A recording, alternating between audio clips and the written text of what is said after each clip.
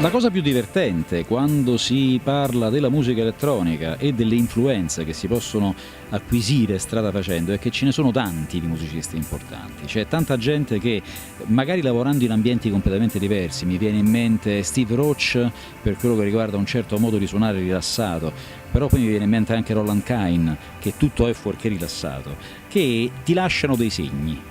Poi volendo proprio essere molto ampi, una delle influenze più grosse è stato il mio amico Gigi, che oggi non c'è più, le persone che ascoltano musica elettronica lo conoscono come Ufoi, che è stato uno dei pionieri italiani del drone e dell'ambient di un certo tipo. Con lui abbiamo fatto delle cose forsennate assieme, completamente fuori di logica. Abbiamo registrato un album di musica elettronica che era Celestial Geometries, improvvisando un concerto, senza sovraincisioni, senza alcun tipo di idea prefissata. Ci siamo guardati negli occhi, siamo partiti e 74 minuti dopo ci siamo fermati.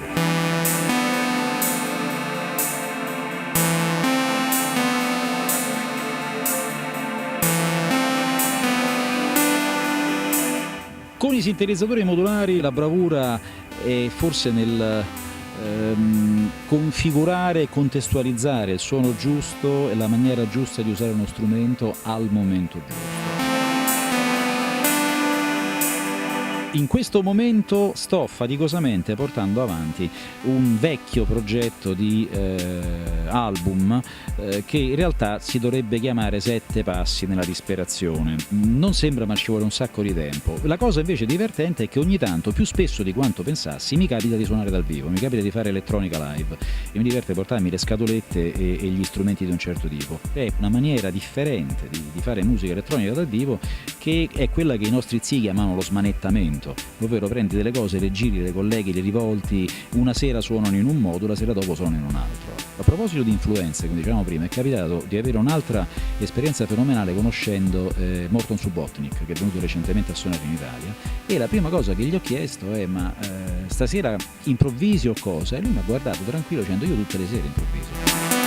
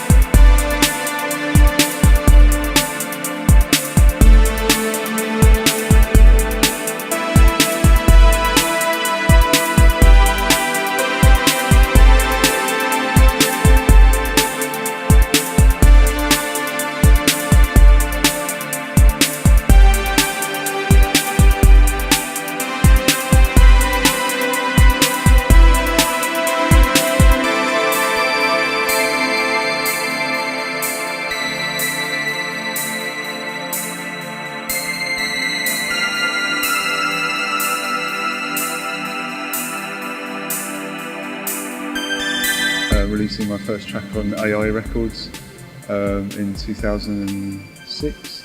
I sent them a demo and they really liked one of the tracks and immediately wanted to put it on a compilation. And at the time it was a label that I really had a lot of respect for. It was really great to get assigned to them, and that was really where it all started. It's really good to work with AI Records because I am also an artist when I'm not making music. So AI always was a great label for both design and music, I think. Essentially what I do is probably pretty similar to where I started, but I'm just getting better and better at learning my instruments a bit. I mean, I still don't know what I'm doing, if I'm really. What I've always tried to do is kind of convey some sort of feeling or emotion through atmosphere, trying to make people feel things and tell a story rather than just being interested in making people dance. If I can make people dance and have them think and feel something at the same time, then that's perfect for me. The most important machine in my live performance is, well, right now my laptop, which is running Ableton Live, which is something originally I just used to use hardware, and when I discovered Ableton it was a real revolution because it meant that I could start combining software, synths and hardware, and recording anything that I came across, be it a recording of that I got when I was walking around in the forest, or the sound of sirens going past the window or whatever, and add all that to other things.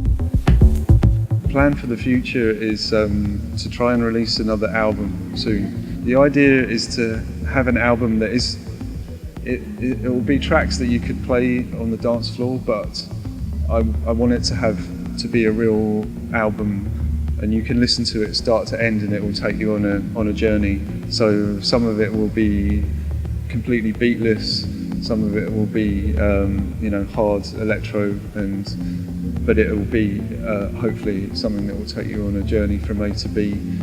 I also have 3 tracks about to come out on compilation records. There's one on Cultivated Electronics, which is a UK electro label. Another one on Trust, which is an electro label from Vienna that I have been a follower of and really respected for a long time, and so it's great to get a release with them. And the last one is a project coming out of Madrid with a guy called Alex Stark, and he's doing a very short run of vinyl with screen printed covers. So yeah, that's what's coming up. All right.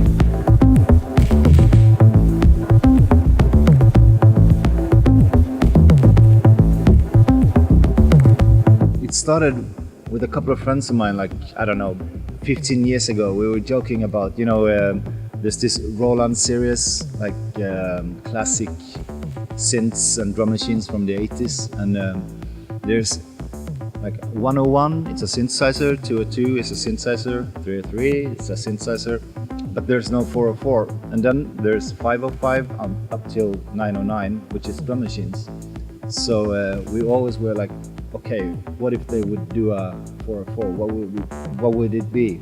And we decided that it would be a transistor marimba. So it's just a really bad joke, and I had to have some new name. So obviously I do love the sound of the 303s and the 606 or whatever, but one of the main reasons I use this kind of software in this project is to limit myself. I'm repeating myself, but if you download a software nowadays, you get all tons of effects, synthesizers and everything, so it's really hard to okay, where should I put my focus? And for me, when I'm doing this project, I have 4 synths and a drum machine, and I can't do so much more than make it minimal, and yeah. I think I've almost always been into musical instruments or machines or whatever it's called. Since I started in a really early age, I think I was 11 or 12 or something like that. There's no other possibility than to buy the equipment. Nowadays you can download software and buy software or whatever, but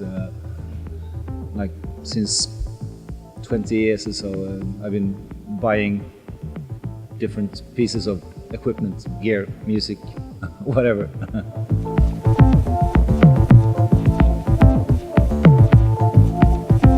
When I started to record the TM404 stuff, I didn't have an album in mind at all, and certainly no shows either. I was making it just for my own, I don't know, well-being or so, sitting in the nights with headphones and recording for my own fun.